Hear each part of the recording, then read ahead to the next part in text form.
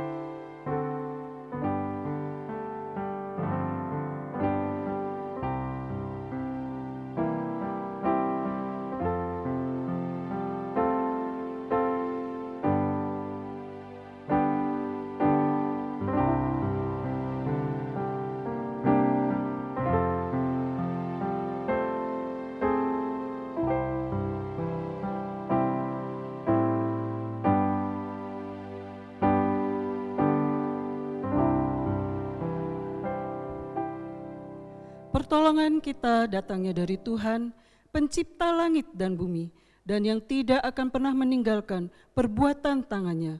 Turunlah atas kita kasih karunia Allah Bapa, Putra, dan Roh Kudus. Hormat bagi Allah Bapa.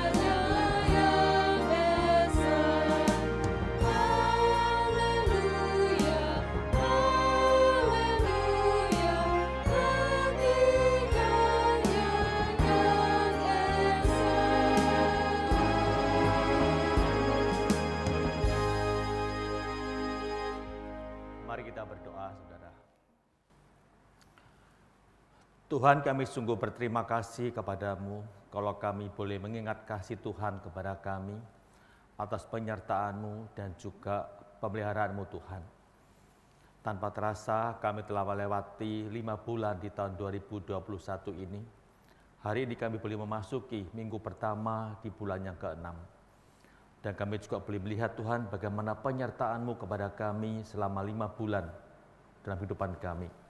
Meskipun kadang-kadang ada sesuatu yang mungkin tidak menyenangkan kami, namun kami percaya di balik semua hal yang tidak menyenangkan itu, Engkau senantiasa bersama-sama kami, Engkau senantiasa menuntun kami, dan Engkau tidak pernah meninggalkan kami.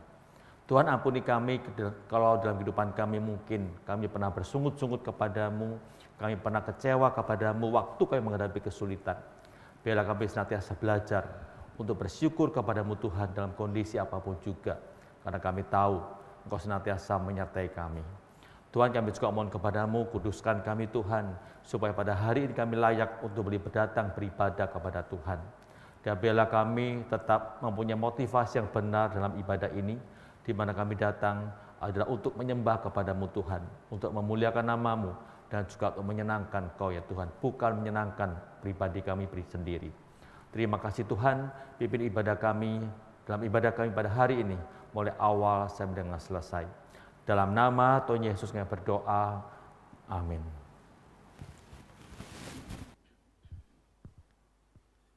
Saya mengundang jemaat sekalian, mari bersama-sama kita naikkan pujian kita di hadapan Tuhan. Karena kasih-Nya yang setia terhadap setiap kita yang mau percaya kepadanya telah membawa kita untuk memperoleh damai sejahtera Allah yang melampaui segala akal dan pikiran kita. Dan biarlah setiap kita yang bersuka cita atas keselamatan yang berasal daripada Tuhan kita, Yesus Kristus selalu dapat menyembah dan memuliakan nama Tuhan selamanya.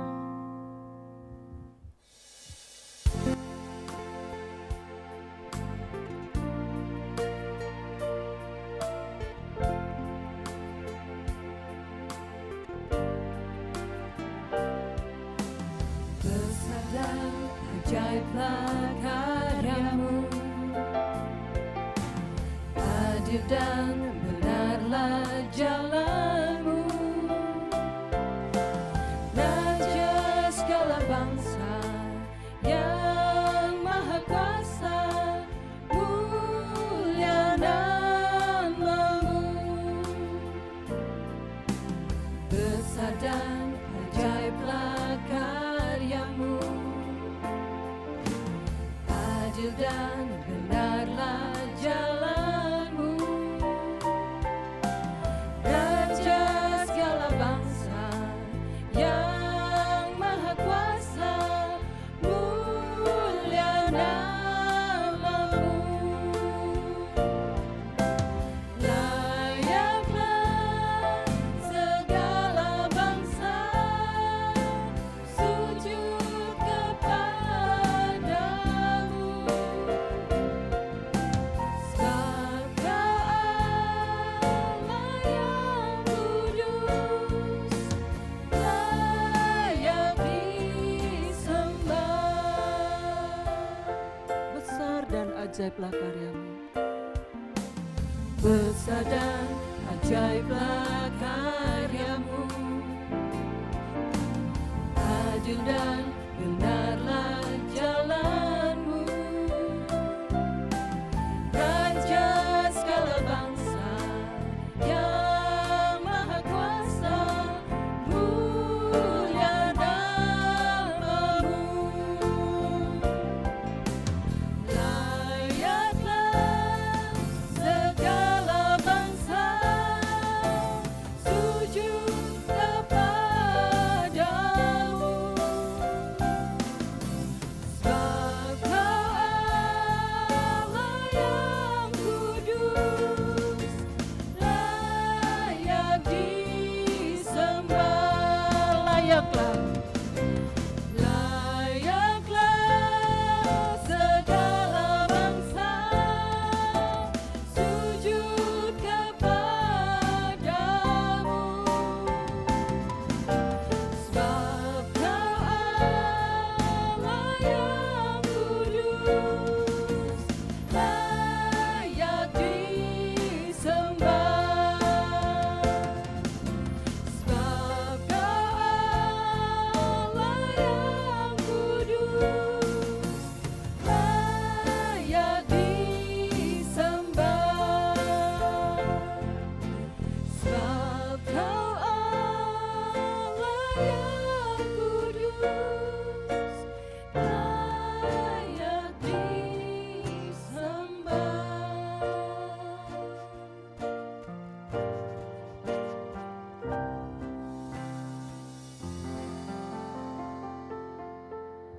Bapa kita yang di surga adalah setia, Bapa yang penuh belas kasihan dan sumber dari segala penghiburan, yang akan memelihara dan menguatkan setiap kita sekalipun kita di dalam lembah kekelaman. Kita tidak akan pernah ditinggalkan sendiri, sebab Bapa yang kekal. Firman Tuhan pagi hari ini akan disampaikan oleh Pendeta Hendy Sutrisno. Mari kita mempersiapkan hati untuk mendengarkan firman-Nya. Bapa yang kekal.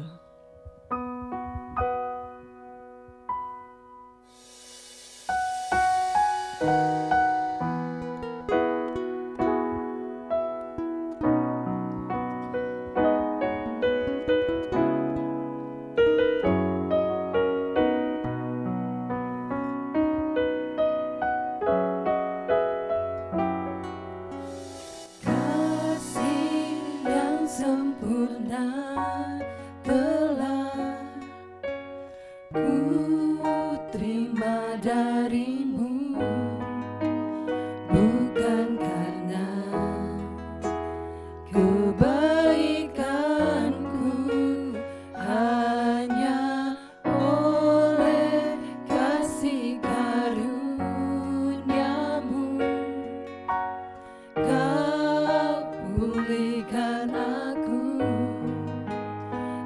layakanku untuk dapat memanggilmu Bapa. Kau beri yang ku pinta saat ku mencari, ku mendapatkan. Ku ketuk pintumu dan kau bukakan, sebab kau Bapakku, Bapa yang kekal. Takkan kau biarkan aku melangkah hanya sendirian. Kau selalu ada bagiku, sebab kau Bapakku, Bapa yang kekal.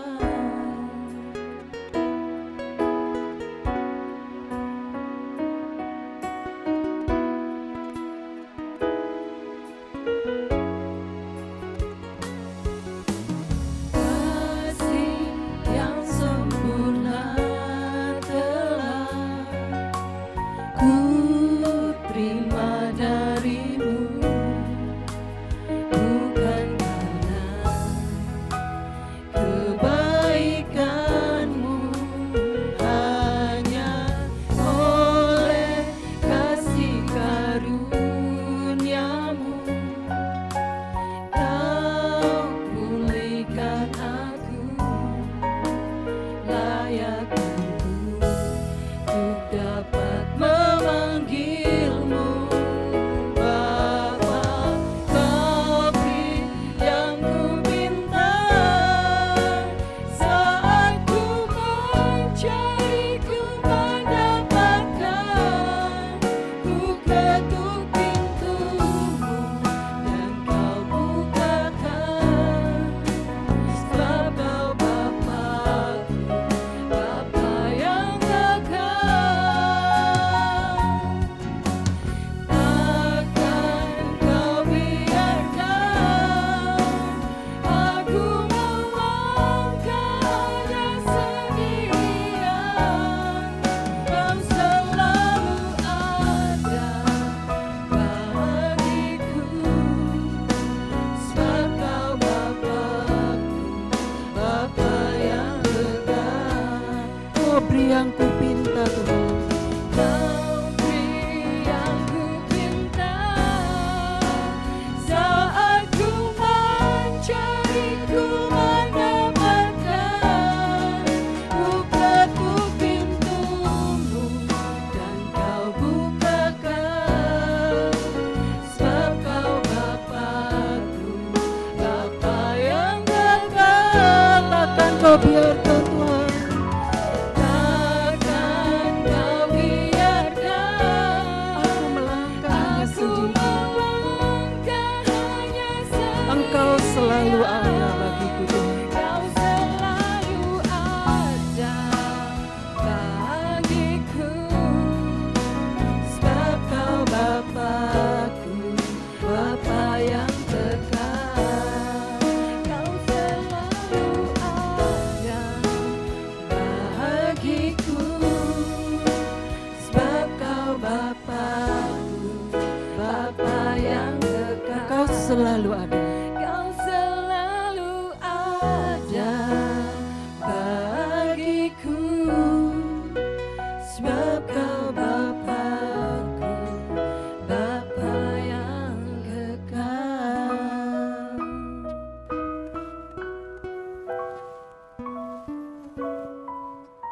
Mari kita berdoa, saudara.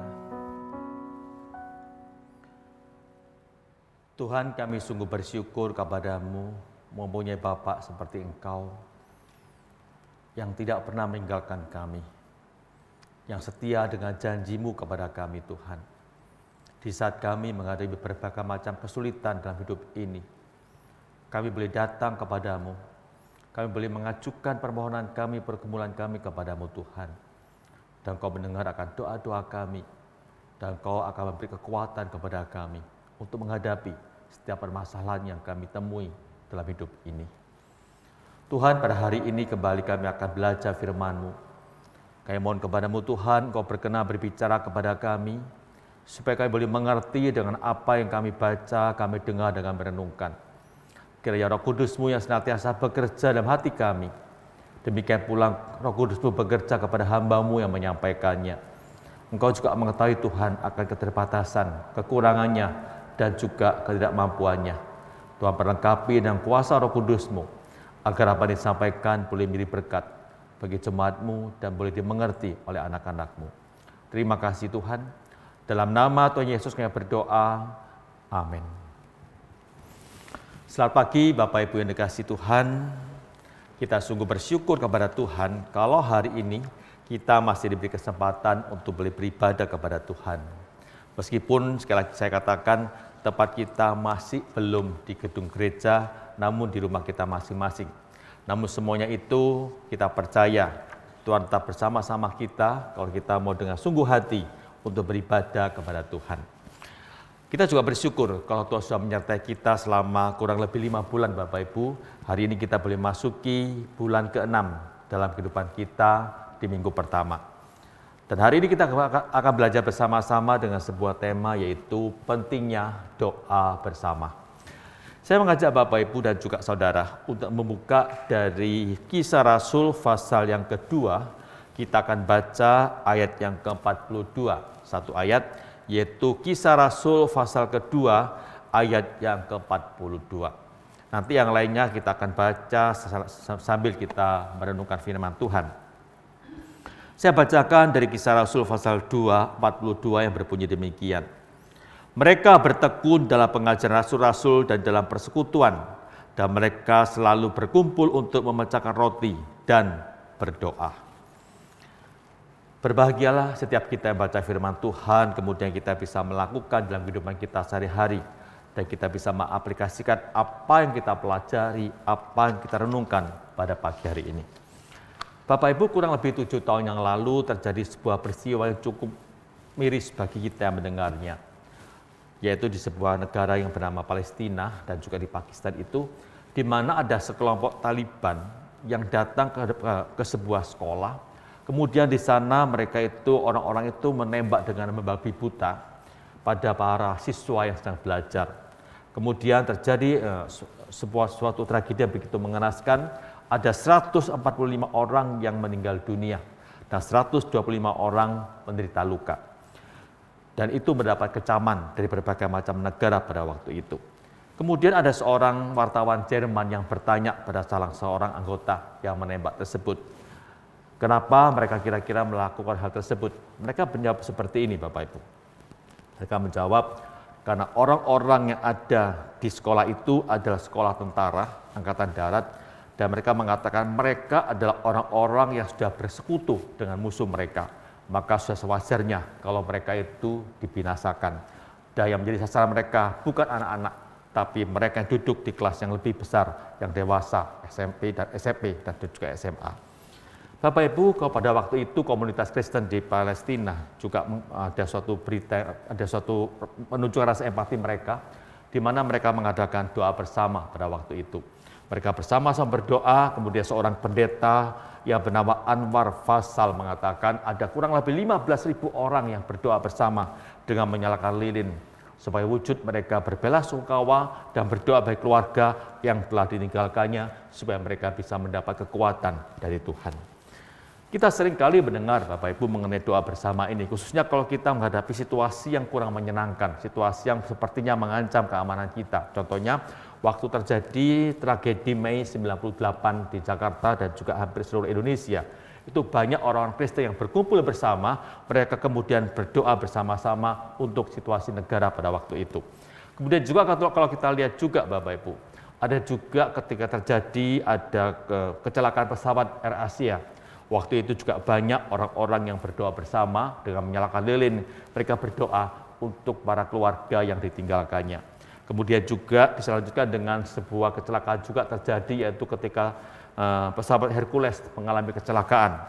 Maka orang-orang juga berkumpul mengadakan doa bersama. Kemudian beberapa tahun yang lalu ketika terjadi gempa di Lombok, Maka juga banyak anak-anak sekolah termasuk di dalamnya, yaitu mereka mengadakan doa bersama untuk keluarga yang telah ditinggalkannya, yang sedang berduka cita karena salah seorang keluarganya itu telah dipanggil Tuhan dalam gempa tersebut. Bapak yang kasih Tuhan, kalau kita mengacu akan apa yang kita baca dari Kisah Rasul pasal 2, 42 tadi, kita melihat bahwa doa bersama itu sangat penting untuk kita lakukan, Bapak Ibu. Dan perlu saya jelaskan juga, ada dua perbedaan antara doa bersama dengan bersama-sama berdoa, Bapak Ibu. Apa bedanya? Kalau berdoa bersama, kita tuh memanjatkan doa untuk suatu masalah dengan pokok doa yang sama. Kemudian kita tuh berdoa pada tempat dan waktu yang sama. Berkumpul bersama, kita berdoa bersama dengan orang-orang percaya. Kita nggak doa sendirian, namanya doa bersama. Kita mengajak orang-orang percaya, misalnya dalam satu gereja berdoa, waktu dan tempat yang sama, itu doa bersama. Tetapi kalau bersama-sama berdoa, itu beda. Kita berdoa untuk satu masalah, satu pokok doa misalnya, tapi bisa diatur waktunya terserah kita, dan juga tempatnya terserah kita. Ada perbedaan seperti itu. Nah, yang kita menjadi fokus kita pada hari ini, yaitu tentang doa bersama. Nah, Bapak Ibu, kalau kita lihat sekarang ini, sepertinya doa bersama itu kurang menjadi minat bagi orang-orang percaya, khususnya juga jemaat Elion, Bapak Ibu. Buktinya, kalau kita lihat persekutuan doa hari Rabu sebelum ada pandemi, Bapak Ibu ya, itu nggak banyak juga yang datang untuk berkumpul bersama berdoa. Dan waktu ditanya kenapa mereka tidak berdoa, banyak hal yang mereka sampaikan alasannya, ada kesibukan karena juga atau mereka belum pulang kerja dan sebagainya. Coba ada juga yang menjawab seperti ini, apa sih manfaatnya kita berdoa bersama? Kita kan bisa doa di rumah kita masing-masing. Kita berdoa untuk pokok doa yang sama, cuma kita nggak berdoa bersama-sama. Jelas berbeda, Bapak Ibu. Nah, waktu kita mendapat jawaban seperti ini, seringkali kita berkata seperti ini, kita sebagai anak-anak Tuhan. Beda.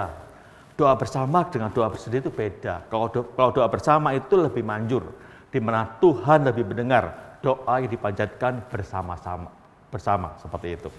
Apakah jawaban ini betul, Bapak Ibu? Sebetulnya jawaban ini kurang tepat, Bapak Ibu. Karena Tuhan itu bukan membantu kita yang bisa dipaksa oleh kita untuk bisa menjawab doa kita waktu kita rame-rame berdoa. Seperti orang demo menuntut akan hak kita, enggak seperti itu. Nah, mengapa bisa keluar pemikiran seperti ini? Itu mengacu pada ayat ini, Bapak Ibu, yaitu dari Matius pasal 18 ayat 19 sampai 20, di mana dikatakan kalau ada dua orang daripadamu di dalam dunia ini sepakat meminta apapun juga, maka permintaan mereka itu akan dikabulkan oleh Bapakku yang di surga. Bapak Ibu, kita lihat konteks dari ayat ini itu berbeda sekali dengan doa bersama yang dimaksudkan yang kita pelajari pada hari ini. Kalau kita baca Matius 18 dari ayat 15 sampai 20, itu mengenai seorang anggota gereja yang sedang berbuat tidak betul atau berbuat dosa. Kemudian majelis dan hamba Tuhan itu mulai memberi teguran kepada mereka, menegur mereka dengan empat mata. Kemudian juga ada beberapa orang juga dikumpulkan ketika orang itu enggak juga bertobat. Maka ada suatu pergumulan bagaimana memutuskan disiplin gereja pada orang tersebut. Sebagai manusia, kita itu serba terbatas. Kalau bisa mengambil keputusan seperti ini, kita takut menyalahi peraturan gereja. Kalau kita mengambil keputusan yang lain, kita takut menyalahi peraturan Tuhan. Maka apa yang dilakukan? Orang-orang seperti ini waktu kita berkumpul bersama, kita berdoa bersama, minta hikmah dari Tuhan. Apa yang harus kita lakukan dengan orang yang telah melakukan kesalahan tersebut? Supaya keputusan kita, tindakan kita itu tidak salah. Jadi itu kalau kita lihat, jadi ini pengertian seperti itu. Jadi Bapak Ibu kasih Tuhan, kalau kita baca sebuah ayat, itu jangan diambil cuma satu ayat. Coba kita perhatikan secara perikopnya maknanya seperti apa. Tapi kalau kita lihat Bapak Ibu, doa bersama itu sangat penting untuk kita lakukan sebagai anak-anak Tuhan. Itu harus kita ingat baik-baik Bapak Ibu, bahwa pentingnya doa bersama dalam kehidupan kita. Nah, seringkali doa bersama, meskipun kita ketahui, waktu doa bersama itu, faktanya itu Allah tidak senantiasa menjawab doa kita, seperti yang kita harapkan. Contohnya seperti ini Bapak Ibu. Beberapa waktu yang lalu itu di Jawa Tengah, ada sebuah gereja yang ditinggal oleh gembalanya. Pendetanya itu meninggal dunia. Lalu apa terjadi? Jemaatnya semuanya berkumpul di gereja di sebuah tempat. Mereka berkumpul berdoa bersama dengan harapan, dengan minta kepada Tuhan agar gembala ini bisa dibangkitkan kembali, bisa dihidupkan kembali. Faktanya setelah mereka berdoa sekian lama, namanya pendeta ini tetap tidak bisa hidup kembali. Dan kita lihat loh, kok ternyata doa bersama itu tidak memberikan dampak apa-apa. Lalu apa pentingnya kita berdoa bersama? Kita juga bisa melihat lagi kalau kita baca kisah Rasul, Bapak Ibu. Waktu jemaat mula-mula itu ketika 2 murid Tuhan Yesus ditangkap, Petrus dan juga Yakobus, mereka ditangkap bersama-sama. Pada waktu itu, jemaat mula-mula berdoa bersama mohon. Saya percaya mereka minta supaya Petrus maupun Yakobus dibebaskan. Tapi faktanya mereka menghadapi suatu fakta yang sangat berbeda. Petrus memang dibebaskan, tetapi Yakobus akhirnya dihukum mati oleh Raja Herodes. Kita melihat Bapak Ibu, mereka melakukan doa bersama, tapi jawaban Tuhan itu seringkali berbeda dengan apa yang kita harapkan. Karena apa yang kita bacakan itu meskipun kita doa bersama-sama tidak sesuai dengan kehendak Tuhan. Nah, waktu kita menghadapi fakta seperti ini, lalu timbul pertanyaan seperti ini Bapak Ibu. Kalau doa bersama itu tidak dapat menggerakkan Tuhan untuk menjawab doa kita, lalu ngapain kita berdoa, melakukan doa bersama? Nggak perlu kalau seperti itu. Ngapain waktu kita sudah capek berdoa, kita sudah melakukan waktu, kita sudah berkumpul bersama-sama, faktanya doa kita pun tidak dijawab seperti yang kita kehendaki. Kalau kita punya pemikiran seperti ini, itu adalah salah sama sekali Bapak Ibu. Kalau kita lihat kalau doa bersama itu nggak ada manfaatnya sama sekali, maka mengapa pengalaman jemaat mula-mula itu senantiasa berdoa, mereka berkumpul berdoa seperti ayat yang baru kita baca tadi, Kisah Rasul 2:42. Mereka senantiasa berkumpul berdoa bersama-sama pada waktu itu. Kalau kita baca dalam Kisah Rasul, itu dari sini kita melihat bahwa doa bersama itu ada pentingnya, ada manfaatnya yang harus kita pelajari bersama pada hari ini. Nah, pertanyaan kita berikutnya, apa sih manfaatnya kalau kita itu mengadakan doa bersama? Apa pentingnya bagi kita kalau kita itu bisa berdoa bersama dengan orang-orang percaya lainnya, Bapak Ibu? Yang pertama yang bisa kita pelajari, doa bersama itu menanamkan rasa empati kita kepada sesama umat Tuhan yang sedang mengalami kesulitan. Saya ulangi, waktu kita berdoa bersama, kita diajak untuk bisa bersama-sama merasakan kesedihan, kesusahan, pergumulan yang dihadapi oleh orang-orang yang kita doakan seperti itu. Itu gunanya kita berdoa bersama untuk orang-orang sekitar kita, untuk teman kita, saudara kita. Contohnya saya ambil contoh seperti ini Bapak Ibu. Yang pertama dari kisah Tuhan Yesus. Waktu dia mengajak murid-muridnya untuk berdoa di Taman Getsemani. Waktu Yesus akan disalib Bapak Ibu. Pada waktu itu, Yesus mengajak 3 orang muridnya, yaitu Petrus dan juga 2 anak Zebedius, yaitu Yohanes dan juga Yakobus. Mereka diajak bersama dan mereka diajak ke kaki bukit Getsemani. Apa tujuannya? Supaya mereka ini bisa berdoa untuk Tuhan Yesus. Pada waktu Yesus mengatakan seperti ini kepada murid-muridnya, hatiku sangat sedih, seperti mau mati rasanya. Tinggalkanlah di sini dan berjaga-jaga dengan aku. Artinya pada waktu itu, tolong kamu doakan saya. Sekarang saya sedang bergumul menghadapi suatu penderitaan. Saya sedang bergumul menghadapi suatu ketakutan luar biasa yang begitu mengerikan, suatu penderitaan yang begitu mengerikan. Aku butuh dukungan doa supaya aku mendapat kekuatan menghadapi fakta seperti ini. Tapi pada waktu itu sepertinya murid-murid nggak sadar, nggak mengerti. Kemudian mereka tertidur waktu Yesus berdoa sendirian di Taman Getsemani. Kita lihat Bapak Ibu, Yesus itu butuh kekuatan dari orang lain untuk mendoakan. Makanya dia mengajak 3 muridnya untuk mendoakan dia, supaya Tuhan bisa mendapat kekuatan waktu akan menghadapi penderitaan di atas kayu salib. Kita lihat manfaat doa bersama itu apa? Di mana kita bisa memberi kekuatan kepada orang-orang sekitar kita, teman kita yang sedang bergumul, dan kita belajar untuk empati kepada mereka, Bapak Ibu. Contoh yang kedua, yaitu ketika jemaat mula-mula, Bapak Ibu, di mana kita mengetahui orang Yahudi itu ada orang yang paling egois. Mereka sama sekali nggak mau peduli pada orang lain.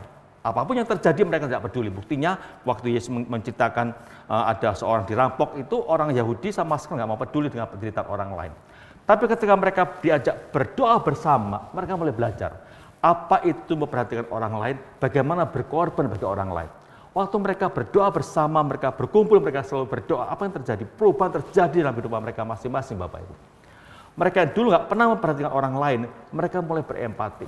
Mereka mulai tergerak hatinya untuk bisa menolong orang-orang dalam kesulitan. Sehingga mereka menjual harta mereka untuk bisa dibagikan pada orang lain yang membutuhkannya. Perubahan terjadi waktu mereka bersama-sama berdoa dengan orang-orang percaya lainnya. Itulah manfaat dari doa bersama, Bapak Ibu. Waktu kita kumpul bersama, kita bisa mendapatkan, bisa merasakan apa itu kesusahan orang lain. Ada seorang ibu yang menceritakan pengalamannya, Bapak Ibu. Dia itu diajak untuk mengikuti persekutuan doa bersama. Dia itu dikatakan, saya itu dulu orang yang paling egois. Jadi dia dari keluarga cukup mampu. Kalau ada orang minta tolong pada dia sama sekali tidak pernah menolong, malah menyalahkan orang itu.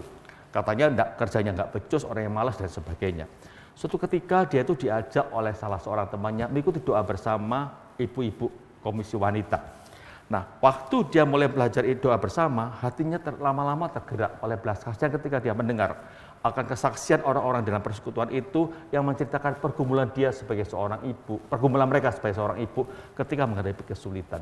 Ini dia mengatakan, dari doa bersama ini saya belajar bagaimana saya boleh berempati pada orang lain, bagaimana saya bisa merasakan orang lain susah, dan saya mulai belajar bagaimana bisa menolong orang yang dalam kesusahan tersebut. Dari doa bersama, saya mendapatkan berkat luar biasa dulu yang saya begitu egois. Sekarang saya boleh belajar ketika saya mendengar orang-orang susah di sekitar saya yang luar biasa. Ternyata mereka susah itu bukan karena mereka malas, enggak. Tapi waktu mereka menghadapi pergumulan luar biasa.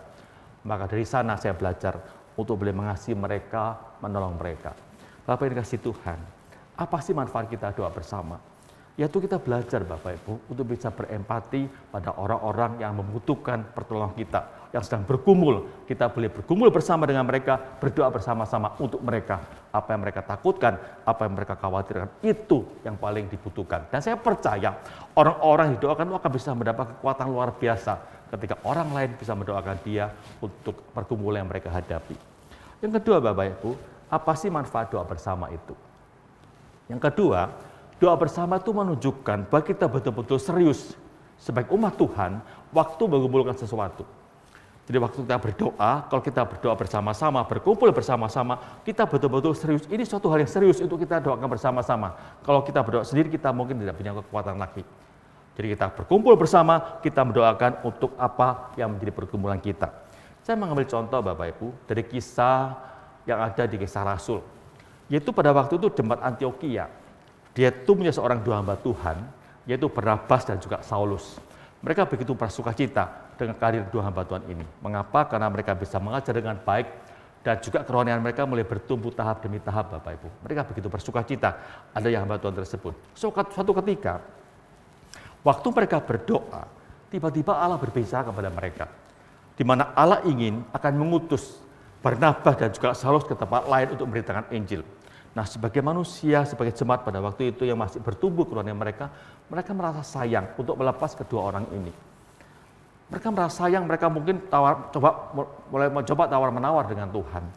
Kemudian apa yang mereka lakukan? Mereka berdoa bersama pada waktu itu. Kalau kita baca ayat 3 dikatakan seperti ini. Maka berpuasa dan berdoalah mereka. Setelah itu mereka mengambil keputusan, karena setelah mereka tahu ini adalah kehendak Tuhan, maka mereka merelakan dan meletakkan tangan pada dua orang itu untuk berangkat menuju tempat di mana Allah menghendaki mereka memberitakan Injil. Kita lihat Bapak Ibu, waktu mereka berdoa bersama akan ditinggal oleh orang yang mereka banggakan, yang menjadi berkat bagi mereka, itu menunjukkan pergumulan mereka. Mereka bergumul bersama untuk hal yang begitu serius. Mereka betul-betul mengumpulkan hal ini, bukan cuma sekedar doa, enggak. Tapi mereka betul-betul mengumpulkan. Meskipun hasilnya tidak seperti mereka harapkan, tapi menunjukkan waktu mereka berdoa bersama, menunjukkan keseriusan mereka, mengumpulkan apa yang menjadi kekhawatiran mereka, apa yang menjadi ketakutan mereka ketika tinggal oleh orang yang menjadi berkat bagi mereka selama ini, yaitu Barnabas dan juga Saulus, Bapak Ibu. Contoh yang kedua yaitu tentang yang ada di negara Susan, yaitu Ratu Esther ketika dia menghadap Raja Ahasiweros. Apa yang terjadi? Dia mengatakan waktu Mordekai mengatakan bangsa Yahudi diancam kematian oleh Haman, kemudian dia minta supaya Esther ini keponakannya bisa menghadap raja.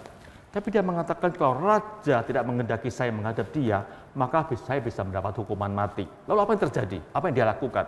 Dia minta semua rakyat orang Yahudi di negara Susan pada waktu itu berdoa, berpuasa, minta pertolongan Tuhan supaya Tuhan mengizinkan waktu nanti Esther masuk menghadap raja bisa menerimanya. Mereka berdoa, berpuasa. Ini menunjukkan bahwa mereka betul-betul serius mengumpulkan tersebut. Berdoa dengan serius supaya Esther bisa diizinkan masuk menghadap raja yang menjadi ketakutan mereka pribadi. Kita lihat Bapak Ibu, keseriusan orang Yahudi pada waktu itu. Jadi kita lihat di sini, doa bersama itu menunjukkan bahwa kita itu betul-betul serius untuk berdoa bagi sesuatu yang kita kumpulkan. Bapak dikasih Tuhan. Waktu gereja kita sekarang ini mungkin ada suatu rencana tertentu untuk kemajuan gereja kita, atau sekarang sedang merencanakan ibadah onsite dan lain sebagainya. Maka kita sebagai orang percaya, sebagai jemaat tempat ini perlu berdoa bersama. Supaya kita mengetahui apa sih yang menjadi kehendak Tuhan atas kehidupan, atas gereja kita ini. Gereja kita ini mau dibawa kemana, kemudian gereja kita ini akan memutuskan apa untuk ibadah offsite-nya nanti, kapan akan dimulai. Nah itu perlu kesungguhan hati dari Bapak Ibu sekalian sebagai jemaat. Gak bisa kita cuma diam-diam, enggak. Kita berdoa bersama, mengumpulkan bersama. Supaya apa yang kita putuskan itu bukan atas kehendak kita pribadi, tapi atas kehendak Tuhan. Supaya apa yang kita putuskan itu boleh menjadi berkat bagi gereja kita, bagi jemaat kita yang kita kasih Bapak Ibu. Yang berikutnya Bapak Ibu, apa sih manfaat kita doa bersama? Doa bersama itu menularkan doa umat Tuhan yang mengalami kelesuhan. Maksud gini, ada orang-orang percaya yang kadang-kadang hidupnya itu penuh kelesuhan, sepertinya hidupnya penuh dengan keputusasaan. Nah, dalam kondisi seperti ini, mereka tuh butuh sokongan doa dari orang-orang sekitarnya, yaitu kita sebagai orang percaya bisa membantu mereka mendukung dalam doa. Saya mengambil contoh juga ini dari Kisah Rasul juga Bapak Ibu. Pada waktu itu terjadi suatu perasaan di mana waktu Yesus kembali ke surga, ada orang yang bersuka cita dengan janji Yesus yang diberikan pada mereka, pernah saya khotbahkan waktu kenaikan Tuhan Yesus, mereka bersuka cita atas kepergian Yesus kembali ke surga. Tapi sebagian orang juga merasa sedih, merasa kecewa. Mereka mengharapkan Yesus bisa menjadi raja atas Israel dan bisa memulihkan kondisi negara Israel pada waktu itu. Faktanya Bapak Ibu, yang mereka lihat, Yesus kembali, harapan mereka sudah hilang sama sekali pada waktu itu. Nah, dalam kondisi seperti itu, maka orang-orang yang bersuka cita, yang berpengharapan tersebut, mengajak orang-orang yang sekarang kehilangan harapan itu doa bersama. Di mana waktu mereka berdoa bersama, mereka mengajarkan siapa Yesus sebetulnya, mengapa Yesus kembali ke surga dan sebagainya. Waktu mereka berdoa bersama, banyak kekuatan yang mereka rasakan bagi orang-orang kehilangan harapan tersebut. Itu yang kita lihat Bapak Ibu. Luar biasa yang bisa mereka dapatkan. Waktu mereka berdoa bersama, waktu mereka bisa menjelaskan mengapa Yesus kembali ke surga, mereka kembali mendapat pengharapan tersebut. Mereka yang tadinya begitu lesu akan kerohanian mereka, seperti sudah nggak ada tenaga lagi, nggak ada harapan lagi, dibangkitkan kembali akan harapan mereka dan juga akan kondisi kerohanian mereka. Melalui apa? Doa bersama yang dilakukan oleh orang-orang pada waktu itu. Charles Swindoll, Bapak Ibu, seorang pengarang buku-buku Kristen, dia menceritakan dalam sebuah buku yang berjudul Kalau Kamu Mau Serupa dengan Kristus. Dia menceritakan suatu pengalaman dia pribadi. Dia mengatakan, saya begitu bersuka cita, pernah melayani Tuhan di sebuah gereja. Di mana gereja itu para pemimpinnya, majelisnya itu begitu tekun berdoa. Setiap kali mau rapat bisa berdoa bersama-sama dan bisa mendapat kekuatan bersama. Dia mengatakan, pada waktu itu jika ada majelis yang lain yang mungkin mereka mengalami kelusuan secara rohani mereka, seringkali bisa dikuatkan waktu para pemimpin itu berdoa bersama. Dan dia juga mengatakan, saya pun bisa merasakan seperti itu. Waktu saya berdoa bersama dengan mereka, kadang-kadang sebagai hamba Tuhan pun bisa mengalami kelusuan. Tapi ketika mereka bisa mendoakan saya, maka saya bisa mendapat kekuatan dari mereka. Suatu fakta yang kita lihat, Bapak Ibu, apa pentingnya kita doa bersama, di mana kita bisa membangkitkan semangat rekan-rekan kita, sama orang percaya yang mengalami kesusahan kerohanian mereka. Saya ingat Bapak Ibu, waktu saya sempat ke Korea, di mana pada waktu itu hamba Tuhan yang menceritakan pengalaman dia mengatakan, hamba Tuhan tersebut khotbahnya biasa, boleh katakan nggak sampai sedalam apa, begitu sederhana Bapak Ibu. Tapi dia mengatakan seperti ini, saya khotbah ini, ada orang-orang yang mendoakan saya di belakang. Dia mengatakan, pada waktu seperti ini, maka itu bisa menjadi kekuatan bagi saya. Sebelum saya khotbah pun, waktu saya persiapan, ada rekan saya, sama-sama hamba Tuhan, yang mendoakan saya. Dan sekarang waktu saya berdiri di mimbar, maka saya juga bisa mendapat kekuatan. Itu karena teman-teman saya, rekan-rekan saya mendoakan saya. Kita lihat Bapak Ibu, ketika mungkin dia tuh waktu mau khotbah ada kegentaran, ada suatu kelesuan juga. Tapi waktu didoakan oleh rekan kerjanya bersama-sama, dia bisa mendapat kekuatan dari Tuhan. Itu manfaatnya Bapak Ibu. Itu sebabnya saya harapkan kita sebagai jemaat Ellen Rukut khususnya, ada baiknya kita senantiasa berdoa bersama-sama untuk gereja kita, untuk hamba Tuhan kita, untuk pengurus kita. Karena kita tahu manusia itu seringkali bisa mengalami kesusahan dan pelayanan mereka. Nah, siapa yang bisa mensupport mereka, menyokong mereka? Kalau bukan kita sebagai jemaatnya. Kita jangan cuma bisa mengkritik orang-orang di atas kita, para pemimpin gereja kita, Tapi cobalah kita mendoakan mereka, Bapak Ibu. Kita bukan cuma mengkritik, tapi mendoakan mereka supaya waktu mereka menghadapi kelesuan, mereka bisa mendapat kekuatan dari kita. Dan itu perlu kita lakukan dengan doa bersama. Nah sekarang bagaimana? Sekarang dalam masa pandemi ini, kita bisa lakukan Bapak Ibu. Kalau Rebu kita bisa kumpul dalam persekutuan doa Zoom yang kita doakan bersama. Meskipun kita nggak berkumpul secara fisik, tapi waktu Zoom itu kita berkumpul secara virtual. Tapi bagaimanapun juga doa kita dilakukan doa bersama yang bisa memberikan kekuatan pada orang-orang yang mungkin sekarang menghadapi kelesuan kerohanian mereka. Semangat mereka yang mengalami kepenurunan, itu bisa kita lakukan. Saya ingat sebuah kisah dari teman saya, waktu dia mengalami kebangkrutan dalam perusahaannya, dia hidupnya begitu nggak tahu harus berbuat apa. Dia seorang wanita, seorang istri. Suatu ketika dalam keputusasaan tersebut sebagai anak Tuhan, dan dia juga seorang guru sekolah minggu. Kemudian dia tuh mendapat SMS, pada waktu itu belum ada WA, SMS dari salah seorang rekannya juga, sama-sama guru sekolah minggu, yang selama ini dia merasakan nggak ada orang yang memperhatikan dia. Nah, orang itu menanyakan, bagaimana keadaanmu sekarang ini? Apa yang bisa saya doakan untuk kamu sekarang ini? Waktu dia membaca SMS tersebut, dia mengatakan, saya menangis pada waktu itu. Saya berlutut di hadapan Tuhan, saya mengatakan, Tuhan ternyata masih ada orang yang memperhatikan saya, ternyata masih ada orang yang mau mendoakan saya. Kemudian dia utarakan apa yang beliau doakan, kemudian temannya mengajak, bagaimana kalau kamu ikut saya dalam persekutuan doa, kita akan berdoa bersama-sama. Dia ikut, dan dia mengatakan, waktu saya bersama-sama dengan teman saya ikut dalam persekutuan doa, dan ternyata mereka juga mengetahui masalah apa yang terjadi dalam kehidupan saya. Waktu mereka mendoakan saya betul-betul mendapat kekuatan dari Tuhan. Waktu saya bisa merasa begitu bersuka cita, ternyata saya nggak sendirian. Waktu saya jatuh seperti ini, ada orang-orang di samping saya, orang-orang seiman dengan saya, menopang saya, memberi kekuatan kepada saya. Kita lihat Bapak Ibu, waktu kita berdoa bersama untuk mendoakan orang dalam kesulitan, menjadi berkat yang luar biasa bagi mereka. Mungkin kita tidak membantu mereka secara finansial, enggak, tapi waktu kita bisa mensupport dengan doa, mereka bisa mendapat kekuatan dari Tuhan.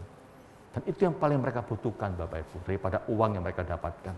Kita belajar Bapak Ibu, bagaimana kita belajar berempati, bagaimana kita belajar untuk bisa menolong orang yang sekarang dalam kesulitan. Menolong mereka, supaya mereka bisa bangkit. Caranya bagaimana?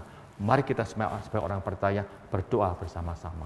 Dan saya harapkan, waktu ada orang sharing tentang pergumulan dia pribadi, kita sebagai orang percaya, sebagai sama-sama rekan, jangan pernah kita menjadi corong yang menyebarluaskan berita yang mereka hadapi. Kita diam, kita doakan tanpa menyebarluaskan pergumulan rekan kita. Kalau kita sampai menyebarluaskan, hal itu akan mengecewakan mereka, Bapak Ibu. Mari kita belajar bagaimana kita bisa menolong orang yang mengalami kelesuan kerohanian mereka, mungkin juga pekerjaan mereka. Yang keempat, yang terakhir Bapak Ibu, apa manfaat kita berdoa bersama? Berdoa bersama itu artinya memberikan support pada umat Tuhan yang menghadapi tantangan dalam pelayanannya, Bapak Ibu. Saya akan berikan contoh beberapa ayat di sini. Ya, ini ungkapan Paulus kepada jemaat Kolose pada waktu dia berkata seperti ini. Bertekunlah dalam doa, berdoa jugalah untuk kami, supaya Allah membuka pintu untuk pemberitaan kami. Pada waktu itu Paulus sedang bergumul karena begitu banyak tantangan yang dihadapi oleh dia waktu dia memberitakan Injil. Maka apa yang dia lakukan? Dia berdoa, dia menyampaikan pada jemaat Kolose pada waktu, tolong doakan saya, supaya saya bisa memberitakan Injil lebih luas lagi, pekerjaan Tuhan bisa disebarluaskan. Itu permohonan dia kepada jemaat Kolose pada waktu itu. Contoh yang kedua, yang kita lihat juga dari Paulus.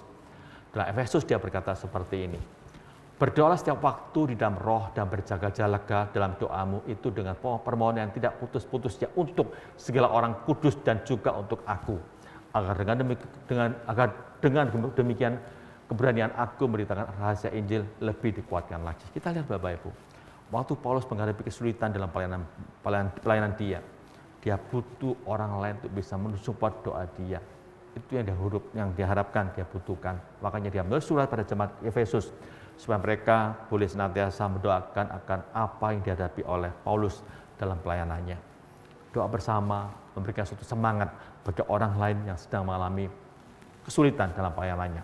Yang ketiga Bapak Ibu, yang terakhir yang kita lihat contohnya lagi dalam Ibrani, di mana penulis Ibrani mengatakan berdoalah terus untuk kami sebab kami yakin bahwa hati nurani kami adalah baik karena di dalam segala hal kami mengingini suatu hidup yang baik.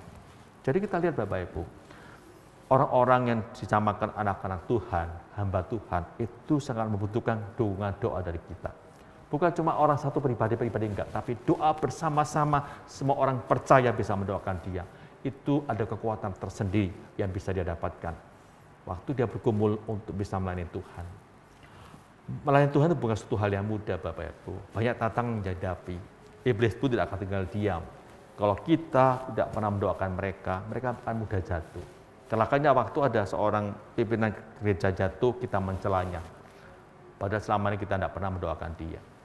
Tugas kita sekarang doakan mereka, para pemimpin gereja, hamba Tuhan, pengurus majelis, supaya mereka bisa berjalan sesuai dengan pimpinan Tuhan.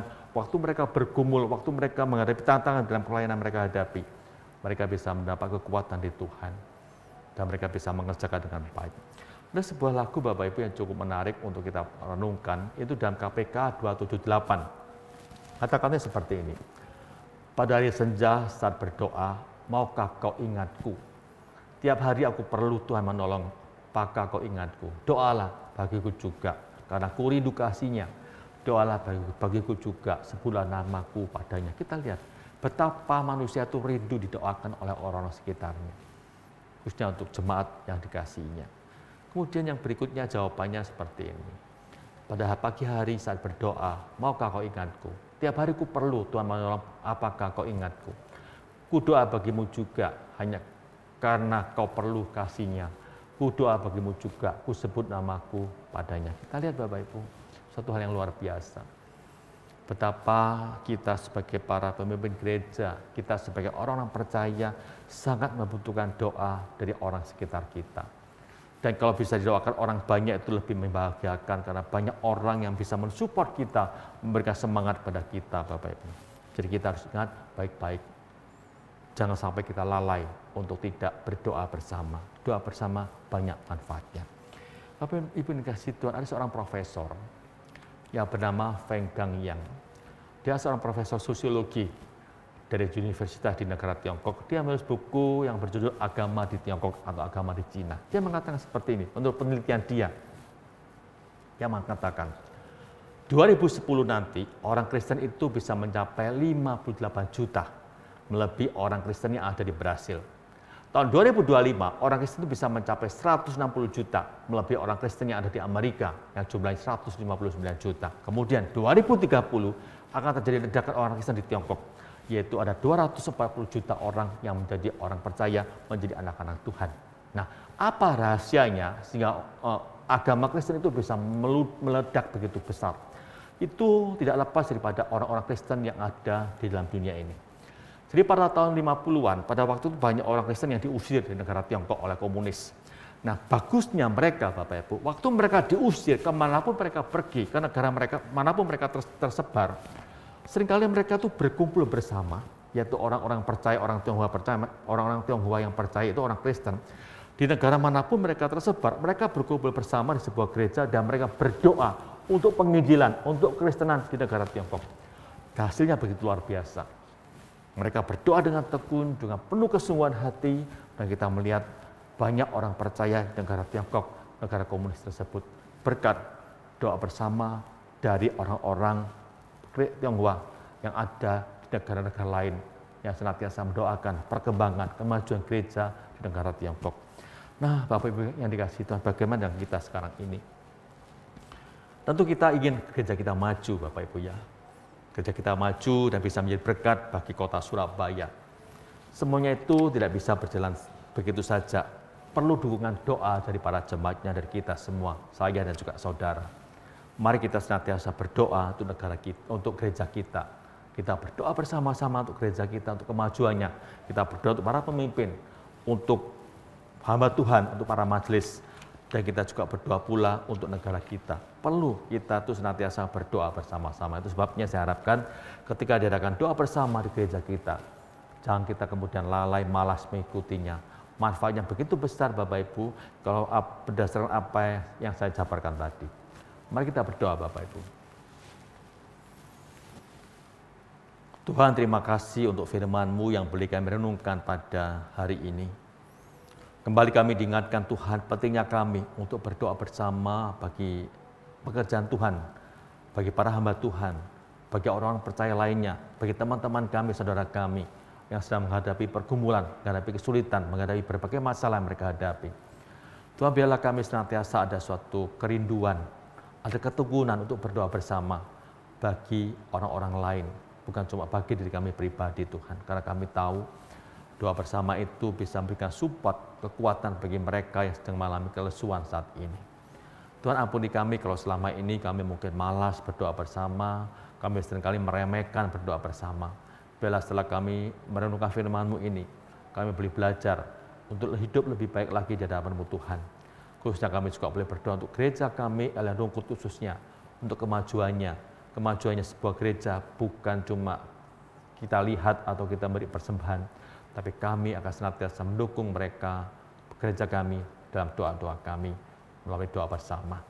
Terima kasih Tuhan, dalam nama Tuhan Yesus kami berdoa, amin.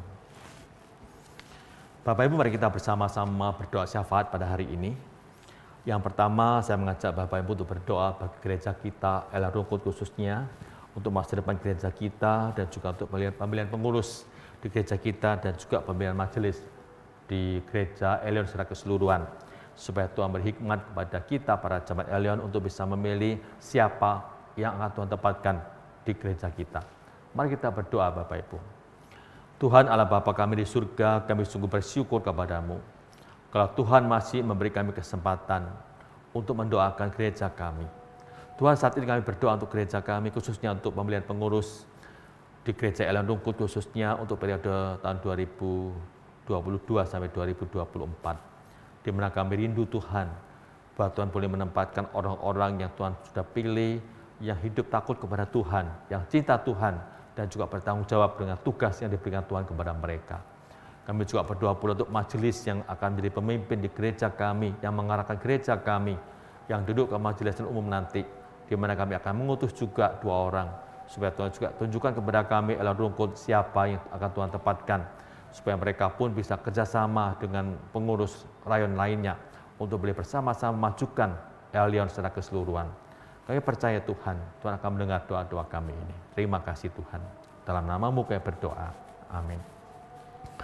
Kemudian mari kita berdoa saudara untuk negara kita Indonesia. Kita mengetahui saat ini kasus corona semakin hari semakin meningkat. Banyak juga yang menjadi korban, bahkan juga katanya ada mutasi yang lebih dahsyat lagi. Kita mohon belas kasihan Tuhan untuk negara kita Indonesia. Kita juga mohon hikmat kepada para pemimpin negara kita, baik Presiden Jokowi maupun para pejabat lainnya. Mereka betul-betul bisa memperhatikan dan bisa tanggap untuk bisa mengatasi semuanya ini. Kita juga bersyukur kalau vaksin sudah dibagikan dan sudah banyak orang yang menerima vaksin. Bagi yang belum, mereka pun bisa senantiasa mawas diri. Mereka juga bisa segera mendaftarkan diri untuk bisa segera vaksin, karena ini sesuatu yang penting sekali bagi mereka. Karena tanpa vaksin, mereka pun bisa menulari orang lain. Tuhan, tolong anak-anak-Mu, Tuhan, beri kesadaran bagi mereka masing-masing. Kami mohon kepada-Mu, Tuhan, pimpin akan anak-anak-Mu ini. Tuhan, kami serahkan anak-anak-Mu ke dalam tangan Tuhan untuk negara kami Indonesia. Kalau sekarang ini negara kami, kasus corona semakin meningkat hari demi hari setelah liburan yang lalu, namun biarlah Tuhan senantiasa menyatakan kuasa-Mu dan hikmat-Mu Tuhan kepada para pemimpin di negara kami, supaya mereka betul-betul bisa mengantisipasi dengan baik dan bisa turun tangan dengan baik untuk bisa mengatasi semuanya ini. Bagi mereka yang sudah terima vaksin, mereka pun bisa menjaga diri dengan baik dengan tetap memperhatikan protokol kesehatan. Bagi yang belum, mereka boleh segera memberikan waktu mereka untuk segera divaksin. Karena hal ini bisa menjadi kebaikan bagi diri mereka dan juga orang lain. Terima kasih Tuhan. Kami serahkan negara kami dalam tangan-Mu Tuhan. Dalam nama Tuhan Yesus kami berdoa. Amin.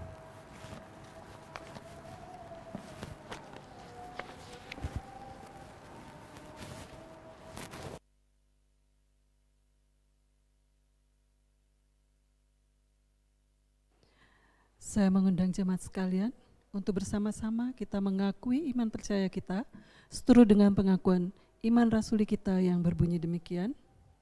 Aku percaya kepada Allah, Bapa yang Maha Kuasa, Khalik langit dan bumi, dan kepada Yesus Kristus, anaknya yang tunggal, Tuhan kita, yang dikandung dari Roh Kudus, lahir dari anak darah Maria, yang menderita sengsara di bawah pemerintahan Pontius Pilatus, disalibkan, mati dan dikuburkan, turun ke dalam kerajaan maut. Pada hari yang ketiga, bangkit pula dari antara orang mati, naik ke sorga, duduk di sebelah kanan Allah, Bapa yang Maha Kuasa. Dan dari sana ia akan datang untuk menghakimi orang yang hidup dan yang mati. Aku percaya kepada Roh Kudus, gereja yang kudus dan persekutuan orang kudus, pengampunan dosa, kebangkitan tubuh, dan hidup yang kekal. Amin. Tiba saatnya bagi setiap kita untuk dapat turut serta dalam pekerjaan Tuhan di gereja ini, melalui persembahan yang dapat saudara persembahkan dengan transfer via rekening bank yang tercantum di layar saudara-saudara sekalian. Serahkanlah khawatirmu pada Tuhan, maka Ia akan memelihara. Yesus, sobat yang sejati.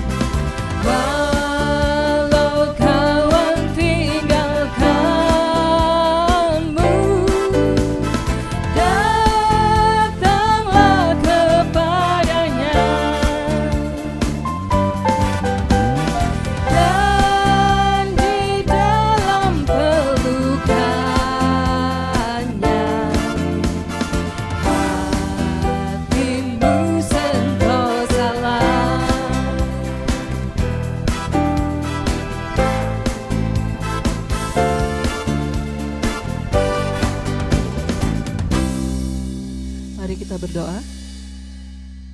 Tuhan Yesus Kristus Bapa kami yang di surga, terima kasih Tuhan, kami percaya dan bersyukur Engkau menyediakan segala hal yang berkaitan dengan ibadah online kami pada pagi hari ini, agar kami senantiasa dapat memuji dan memuliakan nama-Mu. Peliharalah hati kami Tuhan, agar kami senantiasa memiliki kerinduan untuk selalu bersekutu dengan Tuhan sebagai wujud cinta kasih kami kepadamu, seperti Engkau mencintai kami dengan seluruh hidup kami. Tuhan, saat ini kami mau mempersembahkan persembahan kami di hadapan-Mu untuk dapat Engkau layakan, agar dapat dipergunakan untuk perluasan kerajaan-Mu dan semata-mata hanya untuk kemuliaan nama-Mu saja. Terima kasih Tuhan, hanya di dalam nama Putra-Mu yang kudus kami naikkan ucapan syukur kami ini. Amin. Segala pujian serta hormat hanya bagi kemuliaan nama Bapa yang berada di surga. Doksologi dan doa berkat akan disampaikan oleh Pendeta Hendy Sutrisno.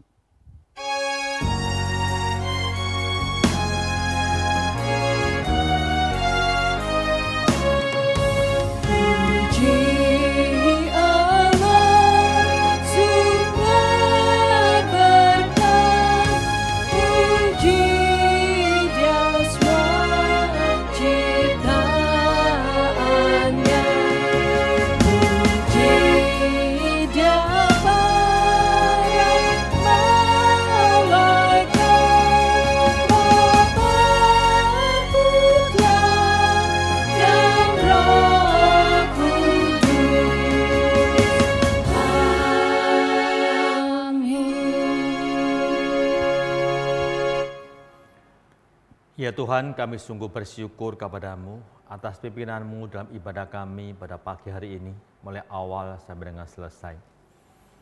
Ya Tuhan, kami serahkan para jemaat-Mu ke dalam tangan-Mu masing-masing. Biarlah mereka sebagai orang percaya, mereka boleh menjadi pelaku firman. Setelah mereka mendengar firman Tuhan, mereka bisa melakukannya, bukan cuma sebagai pendengar. Sehingga hidup mereka benar-benar menjadi berkat bagi orang lain dan bisa memuliakan nama Tuhan. Pimpin mereka Tuhan setiap hal yang mereka pergumulkan. Biarlah mereka senantiasa boleh datang kepada-Mu dalam doa-doa mereka. Dan biarlah mereka juga belajar bagaimana ada kerinduan dalam hati mereka untuk berkumpul bersama, berdoa bersama dengan orang percaya lainnya. Bapak, Ibu yang dikasihi Tuhan, arahkanlah hati Bapak Ibu kepada Tuhan. Dan sekarang terimalah berkat dari Tuhan. Kiranya kasih karunia dari Allah Bapa, anugerah keselamatan dari Yesus Kristus, kekuatan, penghiburan, damai sejahtera, serta sukacita dari Allah Roh Kudus, senantiasa menyertai kehidupan Bapak Ibu sekalian, mulai sekarang sampai Yesus datang kedua kalinya. Amin.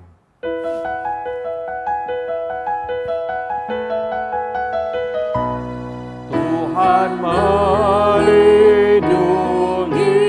kau, Tuhan memberkati kau, kiranya wajah-Nya menyinari kau, Tuhan memberi anugerah-Nya, damai sejahtera.